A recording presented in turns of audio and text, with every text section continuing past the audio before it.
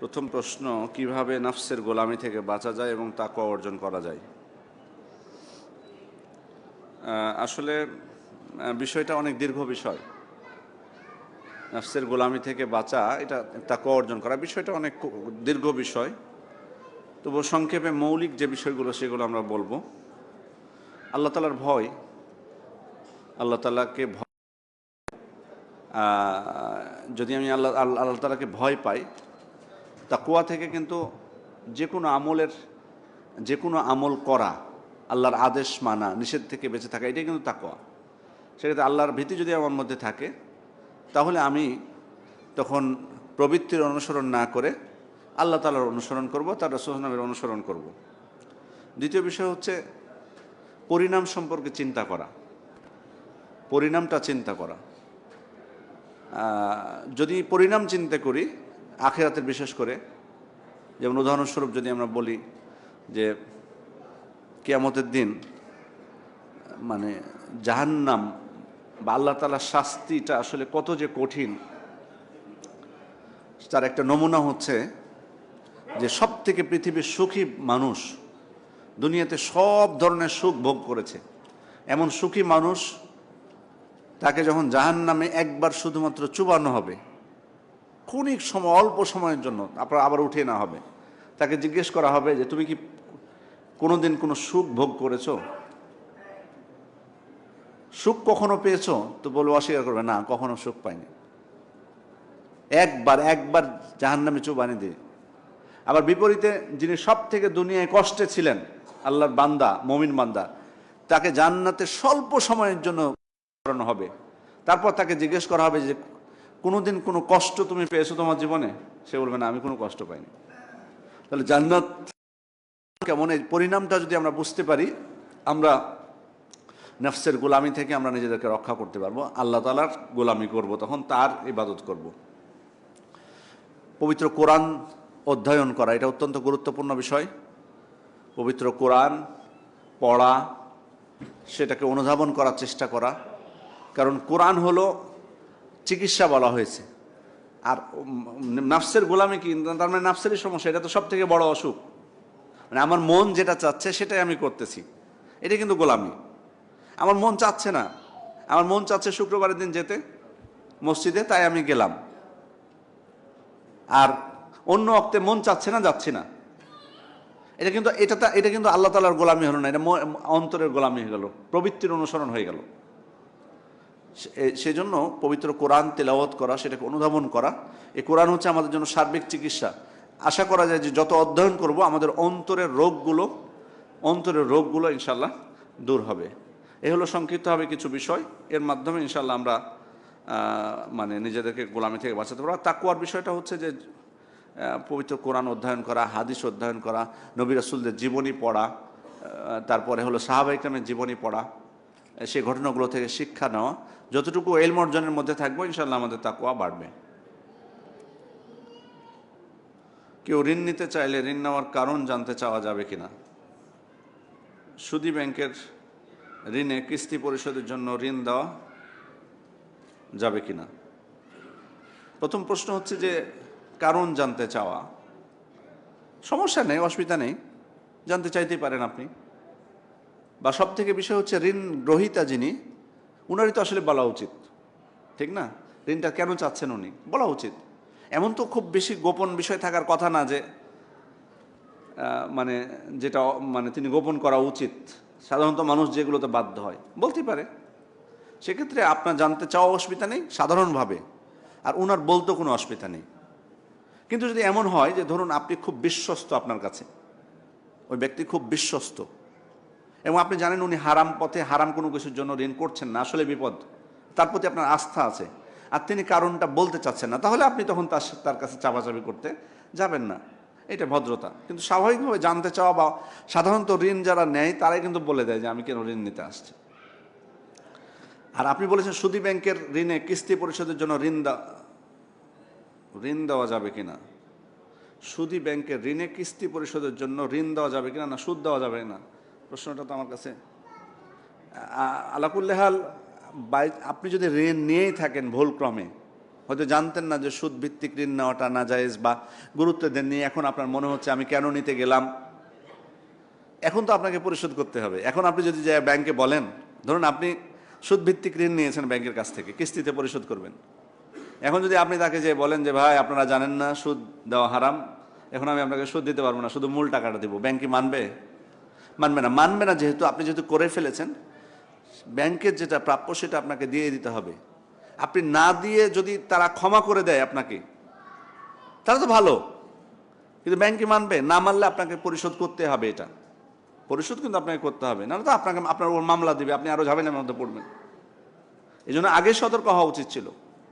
সে কারণে যদি নিয়ে থাকি আমাকে পরিশোধ করতে হবে। যদি সে মানে সুদবিহীন ঋণ যদি পরিশোধে রাজি না হয়, আমাকে করতেই হবে। অনেক মানুষ আছে যারা কিস্তিতে মোবাইল ইত্যাদি কিনে, বিভিন্ন এনজিও থেকে লোন নিয়ে বাড়ি বানায়, এগুলো কিছু না, কখনোই না। শুধু মোবাইল বাড়ি বানানো কেন, এখন আমাদের জীবনের যে জরুরি বিষয়গুলো সবগুলো ঋণ ভিত্তিক হয়ে গেছে। এখন আমাদের ভাইরা বিয়ে করতে গেলেও ঋণ নেয়, ঋণ করে বিয়ে করে।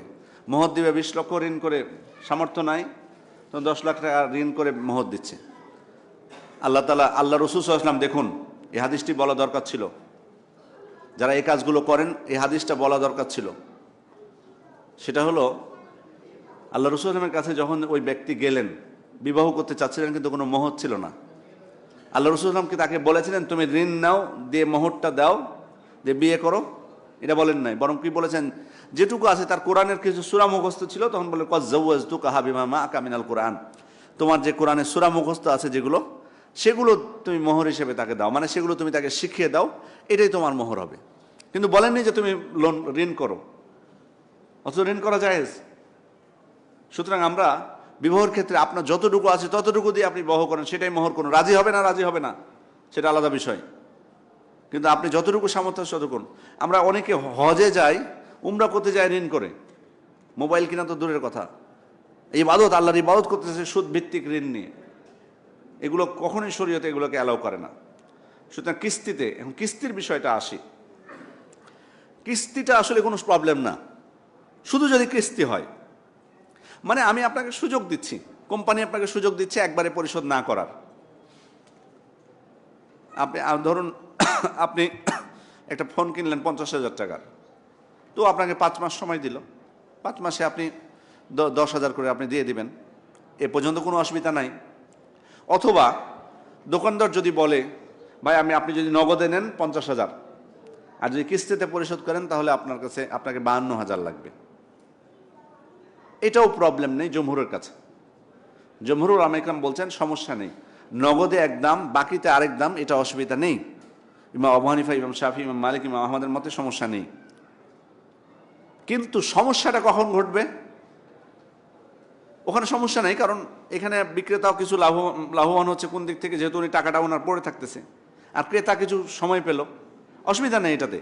অসুবিধাটা হলো কখন, সমস্যাটা কখন সুদ হবে কিস্তিটা, যে আপনার সাথে চুক্তি হবে যে আপনি 5 মাসে যদি আপনি পরিশোধ করেন তাহলে আপনি 52,000 লাগবে আপনাকে। যদি 5 মাসের মধ্যে পরিশোধ করতে না পারেন, তাহলে যত মাস যাবে তত 500 টাকা করে বাড়তে থাকবে। এটা হলো সুদ। কিস্তি যদি এরকম শর্ত হয় তাহলে কিস্তি জায়েজ নেই। কিস্তি এরকম হলে কিস্তি জায়েজ নেই। প্রথম থেকে যদি বাকি নেওয়ার কারণে কিছু দাম বৃদ্ধি করে, এটা জমহুরুল উলামা ইকরাম এটা জায়েজ বলেছেন। না জায়েজ হলো যে আপনার সময় যদি বাড়তে থাকে আর পরিশোধ করতে না পারেন, সুদ বাড়তে থাকবে, এটা হারাম, এটা জায়েজ নেই।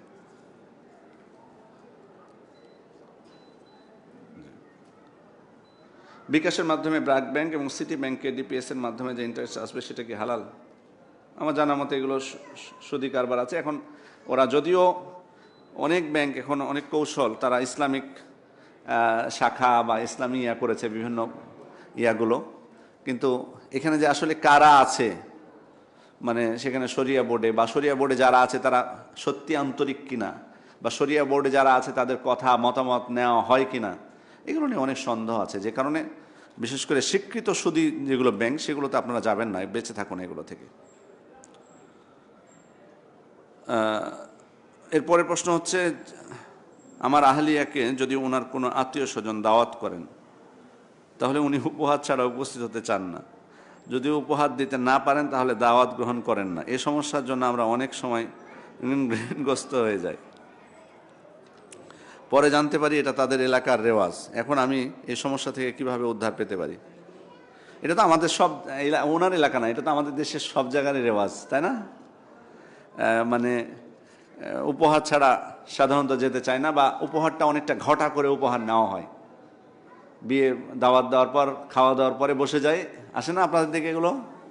কে কে উপহার দিল সব লিপিবদ্ধ করা হয়, সব কিছু। এগুলো আসলে মানে শিষ্টাচার বহির্ভূত কাজ। এগুলো আসলে প্রথা, যদিও আমরা প্রথা বলে সহজভাবে চালিয়ে যাচ্ছি, কিন্তু আসলে এই ধরনের প্রথা হওয়া উচিত না। এগুলো মানুষকে হাদিয়া দিতে পারে। তাহাদু তাহাব্বু, তোমরা হাদিয়া দাও পরস্পরকে, তোমাদের ভালোবাসা বৃদ্ধি পাবে। এটা কি সেরকম হাদিয়া হয়ে আছে? এটা কি হাদিয়া সেরকম হাদিয়া? এটা অনেকটা আমাদের দিকে অনেকে দেখি যে, আমি বসে বসে একদিন খেয়াল করছিলাম, এমনিতে একজন ব্যক্তি আসলো, তাকে দাওয়াত দিয়েছে, খাবারের জায়গায় ঢুকলো, খেলো, তারপর পকেট থেকে 2-3 হাজার টাকা দিয়ে বের করে চলে গেল। জাস্ট আমাকে মনে হলো একেবারে রেস্টুরেন্টের মতো বিষয়টা। আমাকে দেখে মনে হলো একবারে রেস্টুরেন্টের মতো। উনি রেস্টুরেন্টে না যেয়ে এখানে আসলো, খেলো, দিয়ে খাওয়ার বিল পরিশোধ করে চলে গেল। এগুলো তো হাদিয়া না, এটা তো হাদিয়া বলে না এটাকে।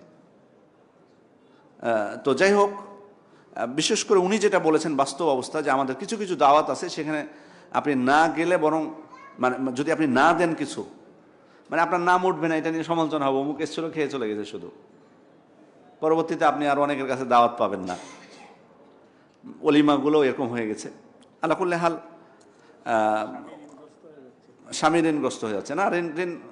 ঋণগ্রস্ত হওয়া যাবে না। আপনি বুঝাবেন তাকে যে দাওয়াত দিয়েছি যেহেতু, কারণ অনেক আত্মীয় স্বজন ভালো তো আছে মানুষ, তাই না? এখন আলহামদুলিল্লাহ আমাদের অনেক ভাইরা বলে দেন যে না, কিছু নিয়ে আসতে হবে না, শুধুমাত্র আন্তরিকভাবে দোয়া করবেন, যথেষ্ট। আমার মনে হয়, আমি নিজে আমার জীবনে করেছি, আপনি যদি বলে দেন ভালোভাবে, নিয়ে আসবে না, বেশিরভাগ মানুষ নিয়ে আসবে না। আমি বলে দিয়েছিলাম ভালোভাবেই, সুন্দরভাবে, এমনভাবে বলে দিয়েছি না, খবরদার, এটা আমরা চাই না। তারপরও কিছু মানুষ আছে নিয়ে আসবে, ওই যে খালা, ফুফু, নানি, বুঝতে পারছেন না, খুব আন্তরিক, ওরা দেখবেন যে কিছু না কিছু দিয়ে আসছে। এখন যেটা এরকম যদি চলে আসে সেটা আলাদা বিষয়, বাট আপনি বসবেন না যে কে কত দিল লিস্ট করা, ও দিয়ে চলে যাবে বাসায়, সেটা আলাদা জিনিস। বা আপনি যারা দিতে চান, হয়তো আপনার মানে কাছের নিকটের কাউকে আপনারা বিয়ের পরে পাঠিয়ে দিবেন জিনিসটা, তাদেরকে যদি দিতে চান আন্তরিকভাবে কোনো উপহার, কিন্তু ঘটা করে বিয়ের দিন এগুলো দেওয়া থেকে, আলাকুল্লে হাল, এটার জন্য স্বামীকে ঋণগ্রস্ত করা বা স্বামী নিজে ঋণগ্রস্ত হয়, এগুলো থেকে বেঁচে থাকতে হবে, এগুলো করবেন না। আগামী 1 বছরের অগ্রিম জাকাত দেওয়া যাবে কিনা? অগ্রিম জাকাত দেওয়া যায়, জায়েজ। আল্লাহ রাসূল সাল্লাল্লাহু আলাইহি ওয়াসাল্লাম তার চাচা আব্বাস রাদিয়াল্লাহু আনহুকে অগ্রিম জাকাত দেওয়ার অনুমতি দিয়েছিলেন, এই কারণে অগ্রিম আপনি জাকাত দিতে পারেন, কোনো অসুবিধা নেই, জায়েজ এটা। তবে যদি বছর শেষে দেখেন যে আপনার যেটা জাকাত আপনি দিয়েছেন তার থেকে জাকাত বেশি বের হচ্ছে, তখন বাকিটা দিয়ে দিবেন। একজন ঋণগ্রস্ত ব্যক্তিকে তার আত্মীয় জাকাত দিতে পারবে কিনা? যদিও ওই ঋণগ্রস্ত ব্যক্তির মাসিক পারিবারিক খরচ চালাবার মতো আর্থিক সামর্থ্য আছে, কিন্তু ঋণ পরিশোধের সামর্থ্য নেই, পারবেন দিতে।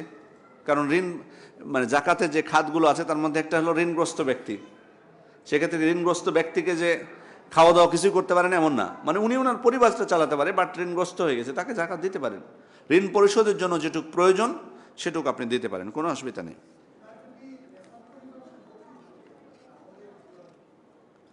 নিসব পরিমাণ সম্পত্তি আসলে, মানে তার যদি ঋণ পরিশোধের অন্য পথ থাকে তাহলে দেওয়া যাবে না।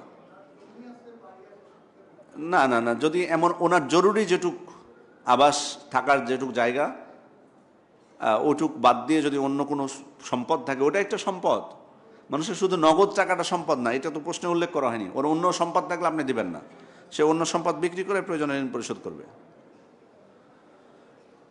বৈধ বন্ধক বলতে কি বোঝায়? উদাহরণসহ বুঝিয়ে বললে খুশি হব।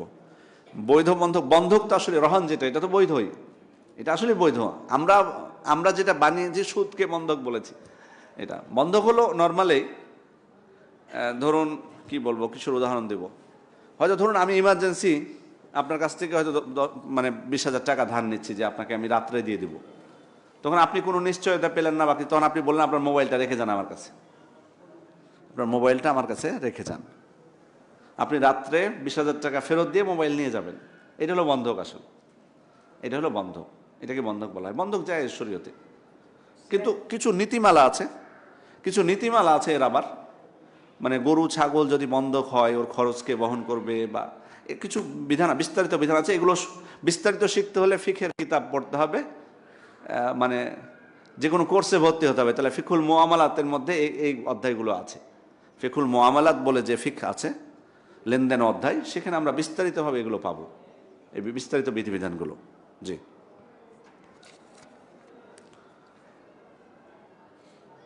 অনলাইনে ব্যবসায় ফেসবুকে বিজ্ঞাপন বাবদ বিনিয়োগ কি বৈধ হবে? পণ্যের দাম তুলনামূলক একটু বেশি হলে কি গুনাহগার হব? পণ্যের মান ভালো তবে উৎপাদন খরচ একটু বেশি। বুঝতে প্রশ্নটা আমার একটু সমস্যা হচ্ছে। আলাকুল্লি হাল স্বাভাবিক, মানে এখানে যেন পণ্যের মান ভালো হলে দাম তো বৃদ্ধি হয়, এটা সমাজের স্বাভাবিক নীতি। এটা আমরা যেমনটা বলেছি খুতবার মধ্যে, থাকে না অনেক সময় পণ্য, আমের মধ্যে দেখুন এক শ্রেণীর আম, এক প্রকারের আম, এক প্রকারের আম, এর মধ্যে কত পেয়ারা, উদাহরণ দিই পেয়ারার, আপনি এখন পেয়ারা দেখতে পাচ্ছেন, এই পেয়ারাগুলো কি সবগুলো একই মানের? বাজারে পেয়ারা আছে 150 টাকা কেজিরও আছে, 100 টাকা কেজিরও আছে, 70 টাকা কেজিরও আছে। আপনি দেখবেন যে যেমন 150 টাকা কেজি যেটা, এটা জুলুম না, কারণ কি পেয়ারার মানগুলো অনেক ভালো। সেক্ষেত্রে পণ্যের যদি আপনার পণ্য যদি মানসম্মত হয় তাহলে সমস্যা নেই, কিন্তু আপনি স্বাভাবিক দাম যেটা সেটার বেশি নেবেন না। একটা জিনিস, শরীয়ত কিন্তু আমাদেরকে নির্দিষ্ট দাম বিক্রি করতে বাধ্য করেনি, কিন্তু স্বাভাবিক মূল্যের থেকে যেন বেশি না করি। নর্মালি যেমন কাপড়ের ব্যবসায়ী যারা, ওনাদের ধরুন একটা কাপড়ে অনেক সময় যেটা প্রচলিত যে উনি হয়তো কিনেছেন 300 টাকা দিয়ে, 500-400 টাকা পর্যন্ত বিক্রি করতে পারবেন, স্বাভাবিক। তো আপনি কেউ 320 টাকা তো বিক্রি করতে পারে, কেউ 350-এ বিক্রি করতে পারে, কেউ 370-এ বিক্রি করতে পারে, কিন্তু সাধারণত 400 টাকার বেশি ওই কাপড় হবে না, তখন আপনি তার বেশি নেবেন না।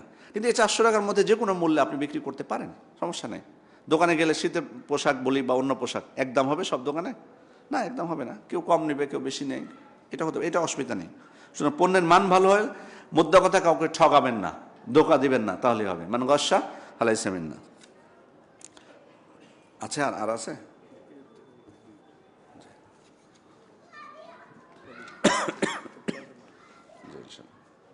আমি প্রচুর পরিমাণে ঋণগ্রস্ত, ঋণ পরিশোধের দোয়া করি, আমল করি, কিন্তু ঋণ পরিশোধ হচ্ছে না। আমি অনেক পেরেশান, অভাবগ্রস্ত। আমি এখন কি আমল করতে পারি? আল্লাহ তাআলার কাছে দোয়া করবেন, আর আপনি চেষ্টা করতে থাকুন। প্রয়োজনে আপনার যে স্বাভাবিক ব্যয় যেটা দৈনিক, সেটা একটু কমিয়ে দিন প্রয়োজনে, এবং এক্ষেত্রে পরিবারের সহযোগিতা লাগবে, এটা স্বাভাবিক। আপনার পরিবারকে বলুন তারা যাতে একটু ধৈর্য ধারণ করে। আর যদি কোনো সহযোগিতা আপনি পান কোথাও থেকে, কেউ যদি, বা জাকাত কেউ যদি দেয়, সেই জাকাত থেকে নিয়েও আপনি ঋণ পরিশোধ করতে পারবেন।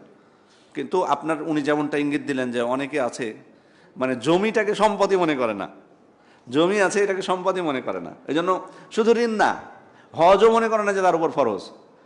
মানে 20 বিঘা 25 বিঘা জমি আছে, কিন্তু মনে করো হজ ফরজ না, কারণ নগদ টাকা নাই। তাই বাবা তোমাকে কে বলেছে যে ওটা বাইরে নাকি, ওই জমি আপনাকে কে বলছে রাখতে? তা আমার ছেলে মেয়েরা অনুমতি দেয় না। ছেলে মেয়েরা আপনার সম্পদ আপনি বিক্রি করবেন, অনুমতি দেয় না, মানে তাদের অনুমতির কোনো প্রয়োজন নাই, কোনো প্রয়োজন নাই। তবে হ্যাঁ, পরামর্শ করে ভালোভাবে বোঝাবেন, এমন না যে আমি যা ইচ্ছা তাই করব। পরিবারের সাথে পরামর্শ করলে দেখবেন নরম হয়, এই বিষয়টা খেয়াল করতে হবে। জি। ব্যবসায়িক উদ্দেশ্যে ল্যান্ড শেয়ারের মাধ্যমে ফ্ল্যাট তৈরি করে বিক্রি করলে প্রতি বছর জমি এবং ফ্ল্যাটের বাজার মূল্যের উপর জাকাত দিতে হবে কিনা? ফ্ল্যাট কমপ্লিট হতে 4-5 বছর লাগবে। জি, ওই সময় যে দামটা, আপনি প্রত্যেক বছর ওই সময় যে দামটা হবে সেই দামের উপর আপনি জাকাত আপনি ধরবেন, সেই দামটা ধরুন, কারণ এটা আপনি বিনিয়োগ করেছেন, এখানে কমপ্লিট না হোক কিন্তু আপনি বিনিয়োগ করেছেন, তো এটা ব্যবসায় বিনিয়োগ করার মতো এটা। সে কারণে ওই সময় আপনার মূল্য কত সেটা ধরে আপনি জাকাত বের করবেন। আল্লাহু আলাম। হিন্দুর ঘরের কাজ কাম করি, হিন্দু আমার স্যার, আমি স্যারের বাসায় রান্না যাবতীয় কাজ কাম করে থাকি, খাবার খাইতে পারবো? ও মানে সম্ভবত মানে মেয়ে মানুষ মনে হয় নাকি, যাই হোক, মানে হিন্দুর ঘরে কাজ করে উনি, হিন্দুর ঘরে খাবার খেতে পারবে কিনা? অমুসলিমদের বাড়িতে কাজ করতে পারেন, যদিও আমরা অনুৎসাহিত করি মুসলিম পরিবারে বা মুসলিম বাড়িতে বা মুসলিমদের সাথে থাকতে বলি, তবে জায়েজ, অসুবিধা নেই। খাবার বলতে খাবারটা তার যদি হারাম না হয়, যে খাবারটা সে খাচ্ছে ওটা যে হারাম খাবার না হয়, অথবা হারাম কোনো পাত্রে না হয় যে পাত্রে হারাম খাবার খায় তারা, বা এমন খাবার যে বিসমিল্লাহ ছাড়া জবাই করা হয়েছে যদি কোনো প্রাণীর গোস্ত হয়, ওইগুলো খাবেন না।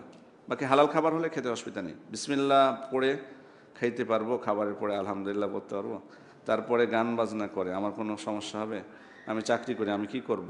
আপনি ভালো কোনো ব্যক্তি দেখুন, যেহেতু উনি শুধু হিন্দু না বরং সমস্যাও আছে তার, যেগুলো আমাদের সাথে যায় না, হারাম অনেক কিছু, গান শোনা থেকে শুরু করে। নিজেকে যদি হেফাজত করতে চান তাহলে আপনি অন্য কোনো বাসা দেখুন যেখানে হয়তো এগুলো কম হবে। কারণ গান বাজনার বিষয়টা শুধু ওনাদেরকে দোষ দিয়ে লাভ নেই, আমাদের মুসলিম বহুত পরিবার আছে যে, মানে আমি ওনাকে বলবো যে হিন্দুর বাড়ি ছেড়ে মুসলিম বাড়িতে যান, সেখানে দেখবেন আরও গান জোরে জোরে বাজাবে হয়তো। আল্লাহ হেফাজত করুন আমাদেরকে।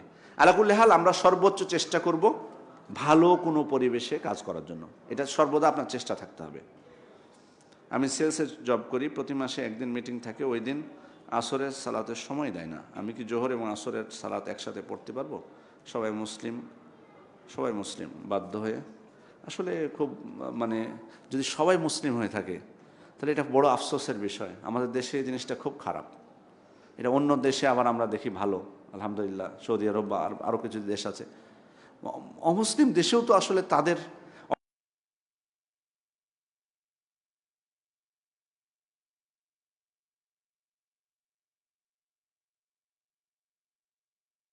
বড় আজব, আশ্চর্যজনক। মানে আর সমস্যাটা দেখুন, উনি একাই ফিল করতেছেন হয়তো, বা ওনার মতো দুই একজন থাকতে পারে। কারণ 10 জন যদি ফিল করতো তাহলে কিন্তু হয়ে যেত, কিন্তু কেউ খেয়াল করে না সমস্যা কোথায়। আলাকুল্লি হাল, চাকরির অন্য কোনো যদি সমস্যা না থাকে, শুধু এটুকুই থাকে এবং এর থেকে ভালো কোনো জব না পায়, আপনি করতে থাকুন। আর যতদিন বাধ্য হচ্ছেন ততদিন জমা করতে পারেন যদি বাধ্য হন। আর ভালো যদি কোনো চাকরি পান খোঁজার চেষ্টা করবেন ইনশাআল্লাহ। জানাজা সালাত 2 তাকবীর পাইনি, প্রথম তাকবীর ও দ্বিতীয় তাকবীর দিয়ে সালাম ফিরিয়ে ফেলবো কি নাকি? না, তাকবীরগুলো দিয়ে সালাম ফিরাবেন, বাকি তাকবীরগুলো দিয়ে সালাম ফিরাবেন। প্রথম তাকবীরে সূরা ফাতিহা অন্য একটি সূরা পাঠ করে দ্বিতীয় তাকবীরে দরুদ পাঠ করে সালাম ফিরিয়ে ফেলবো না, একই কথাই। না, আপনি অন্য তাকবীরগুলো পাঠ করে 4টা তাকবীর যাতে হয়, 4টা তাকবীর যাতে হয়। আপনি ওর মাঝে যদি নাও কিছু পড়েন অসুবিধা নেই, কিন্তু তাকবীরটা দিয়ে আপনি সালাম ফিরাবেন, 4টা তাকবীর যাতে হয় কমপক্ষে। জানাজার সালাতের সঠিক নিয়ম এবং দাফনের পরে সুন্নাত কি?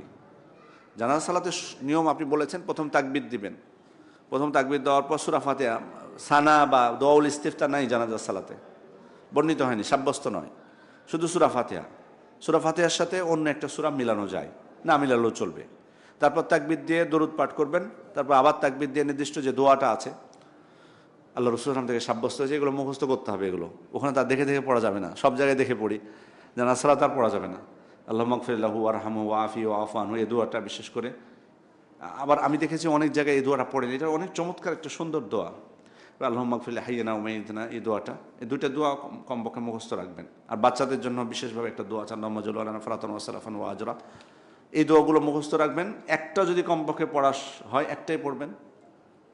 তো এই দোয়া পাঠ করে তারপর তাকবীর দিয়ে সালাম ফিরে নিতে হবে। একদিকে সালাম সাব্যস্ত হয়েছে, তবে সাহাবা ইকরাম থেকে 2 দিকে সালামও সাব্যস্ত হয়েছে, এই জন্য আমরা 2 দিকেও সালাম ফেরাতে পারবো, অসুবিধা নেই। কোনো ব্যক্তি মারা গেলে কি তার সম্পত্তির সাথে সাথেই বন্টন করতে হয়, নাকি তার অবিবাহিত সন্তানদের বিয়ের পর বন্টন করলে হবে? দেরি না করাই উচিত, দেরি না করাই উচিত। যত দেরি করবেন তত সমস্যা বাড়বে। নিয়ম হলো মারা যাওয়ার পরে ভাগ করে নেওয়া, তাহলে সমস্যা কমবে। আর যখন আপনি দেখবেন যে অনেক সময় কয়েকটা প্রজন্ম চলে যায়, ভাগ করা হয়নি, তখন দেখবেন সমস্যাগুলো জটিল হয়। কারণ সেখানে নির্ণয় করতে হয় কে কার আগে মারা গেল, কে কখন মরল, একটু জটিল হয়, আবার সমস্যাগুলো বাড়ে তখন। এই জন্য নিয়ম হলো মারা যাওয়ার পরই ভাগ করে নেওয়া।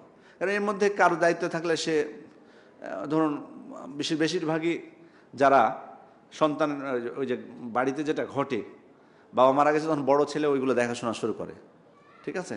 তার মধ্যে একটা লোভ চলে আসে, অন্য ভাইরা যখন চায় বন্টন করে দেয় তখন শত্রু হয়ে যায় তারা। এই জন্য কোনো সুযোগ এগুলো দেওয়া যাবে না, আল্লাহ তাআলা কর্তৃক বিধান, না আগে না পরে। আগের বিষয়টা তো প্রায় প্রশ্ন আসে, মানে মেয়ে আছে ছেলে নাই, এটা নিয়ে আমাদের মধ্যে আতঙ্ক অনেক ভাইদের। মেয়ে আছে শুধু, মেয়ে তো পাবে আমার, এক মেয়ে থাকলে অর্ধেক পাবে, আর 2 মেয়ে থাকলে বা তার বেশি থাকলে পাবে 2/3, বাকিটা যাবে আমার ভাইদের কাছে বা ভাতিজাদের দিকে। এই আতঙ্কে অনেকে দিয়ে দিতে চায়। আবার বিপরীতটাও আছে, গড়িমসি করা। কোনোটাই ঠিক না। আল্লাহ তাআলা যে বিধান দিয়েছেন, আল্লাহ তাআলা যে বিধান দিয়েছেন, একজন ব্যক্তি মারা যাওয়ার পর তার সম্পত্তি বন্টন হবে, আর মারা যাওয়ার আগে আমরা বন্টন করব না। আল্লাহকে ভয় করব। কারণ একটা জিনিস মনে রাখতে হবে, আমরা কিন্তু দেখুন, যে সন্তানের জন্য আমরা ধরুন পাপ করলাম, আল্লাহর অবাধ্য হলাম। ধরুন আপনার 2 মেয়ে আছে, শুধু ছেলে নাই। আপনি চিন্তা করতেছেন 2 মেয়েকে 2/3 শুধু পাবে, সম্পূর্ণটাই দিয়ে দিই। সম্পূর্ণ দেওয়া তো যাবে না, কারণ নিঃস্ব হওয়ার হুকুম শরীয়তে, নিঃস্ব হওয়া জায়েজ নেই। আপনি নিঃস্ব হবেন, এটা শরীয়তে জায়েজ নেই, একবার শূন্য হয়ে যাবেন। আর এর পরিণতি দুনিয়াতেও ভোগ করতে হয়, এরকম নানা ঘটনা আছে, যে ওইদিকে যাচ্ছি না। দ্বিতীয় হচ্ছে, আপনি যে মেয়ের প্রতি মায়া করে আরেকজনের হক নষ্ট করলেন, এই মেয়ে কি আপনার কোনো উপকারে আসবে? কিয়ামতের দিন তো তার থেকে আপনি পালাবেন, ও আপনার থেকে পালাবে, আপনি তার থেকে পালাবেন, সবাই সবার থেকে পালাবে। এত আবেগ ভালোবাসা কেন? ভালোবাসা স্বাভাবিক যেটা থাকতে হবে শরীয়ত। এই জন্য আল্লাহ তাআলা যেটা নির্ধারণ করে দিয়েছেন, তার থেকে উত্তম কোনো কিছু নাই আমাদের জন্য, দুনিয়াতে বলুন এবং আখিরাতে বলুন। সব থেকে তিনি সূক্ষ্ম যে বিধান দিয়েছেন, এটাই আমাদের জন্য পালনীয়। জি, সংক্ষিপ্তভাবে দিয়ে দিন। রুকিয়া করা পানির বোতলের মধ্যে আজকাল কোন একটি প্রতিষ্ঠান থেকে বিক্রি করা হয়, তা ব্যবহার করা। রুকিয়া করা পানির বোতল বিশ্বস্ত না হলে নেবেন না। কি পড়েছে না পড়েছে কিছু জানেন না, এগুলো আদৌ পড়েছে কিনা কিছু নাকি লিখে দিয়েছে, এগুলো ব্যবসা, অনেকটা ব্যবসার দিকে যাচ্ছে, এগুলো সাবধান থাকবেন। আপনার রুকিয়ার প্রয়োজন হলে আপনি কারো কাছ থেকে নির্দিষ্টভাবে পড়ে আপনার চোখের সামনে বা করে নেবেন, অথবা নিজে যতটুকু পারেন রুকিয়া করার চেষ্টা করবেন। যারা আপনারা, আমি দিনদার ভাই বোন যারা আছেন, আপনাদেরকে বলি যে আপনারা নিজেরা করার চেষ্টা করবেন, রুকিয়াটা নিজেরা করার চেষ্টা করবেন। জি, বিপদে কোন কাজ করলে বোঝা যাবে ধৈর্য ধারণ করা হয়েছে? আপনি সন্তুষ্ট আছেন, বিচলিত হচ্ছেন না, মন খারাপ করছেন না, দুশ্চিন্তায় ভুগছেন না, বা কাউকে দোষারোপ করছেন না, নিজেকেও দোষারোপ করছেন না, সুন্দরভাবে চলতেছেন। একজন মানুষের ধৈর্যচ্যুতি ঘটলে এমনিতেই বোঝা যায়, অনেক দিক থেকে। খারাপ ব্যবহার করতেছেন হয়তো অনেক সময় অন্য কারোর সাথে। আলাকুল্লি হাল, নিজের বুঝতে পারবেন, নিজে কমপক্ষে আপনার কাছে অনুভূত হবে যে আপনি বিচলিত কিনা। কারণ দুশ্চিন্তা করে কিন্তু মানুষ যদি দুশ্চিন্তা করে, মানুষের মধ্যে এমনিতে একটা তার মধ্যে বাহ্যিক তারকে দেখে কিন্তু বোঝা যায়। কেউ যদি দুশ্চিন্তা করে দেখা যায়, বোঝা যায় না? আপনার পরিবারই বুঝে নেবে যে আপনি দুশ্চিন্তা করছেন। সেক্ষেত্রে যদি ধৈর্য ধারণ এবং সাথে সাথে সন্তুষ্টি, এই সন্তুষ্টি যদি নাও করতে পারি, কমপক্ষে আমি ধৈর্য ধারণ করব, স্বাভাবিক থাকার চেষ্টা করব, যেটা অন্যদের উপরও যাতে প্রভাব না পড়ে। আল্লাহ আমাদেরকে তৌফিক দান করুন। সুবহানাকাল্লাহুম্মা ওয়া বিহামদিকা আশহাদু আল্লা ইলাহা ইল্লা আনতা আস্তাগফিরুকা ওয়া আতুবু ইলাইক। আসসালামু আলাইকুম ওয়া রাহমাতুল্লাহ।